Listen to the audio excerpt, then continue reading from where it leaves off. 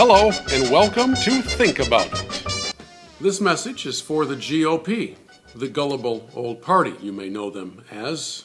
You're being trounced, ridiculed, made fun of, and soundly defeated in the court of public opinion over the matters of the fiscal cliff. You remember that, right?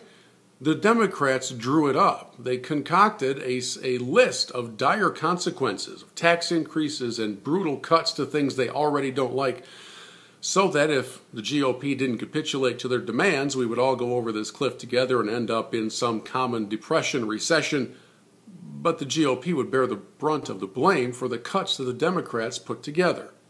Wow, that was pretty clever, really clever of the GOP to agree to it. Go figure. Mr. Boehner, nice one. Then again, these are the same folks who somehow found a way to snatch defeat out of the jaws of victory in the 2012 presidential election. Might I make a suggestion to the leaders of the GOP? Will you take some sort of a course or a class, maybe from Heritage Foundation or I don't know where you learn how to state the things you believe in and then stand for them no matter the fallout? You've already lost the White House. You didn't get back a very winnable Senate. Lucky to hold on to the House thanks to Pelosi's incompetence. The next time you are challenged on your core beliefs, could I encourage you to stand for them or stop calling them your core beliefs? Change the party platform to, and at least then nobody will be surprised when you back down. This is sad and pathetic, my friends, that every time the president sneezes, the GOP catches a cold. Mr. Boehner, Mr. McConnell, Mr. Everybody else, will you develop a spine and a backbone and say, no, taxes will be raised? We don't divide our country along economic lines like that. If we're going to, why do I pay the same price as a non-earner for a gallon of milk, a movie ticket, a dozen roses? We don't go into the florist shop and show them a 1040 form and say, well, this is how much I make. Oh, the roses are $48 for me. And the next guy says, I don't have a job and they're $12 for him.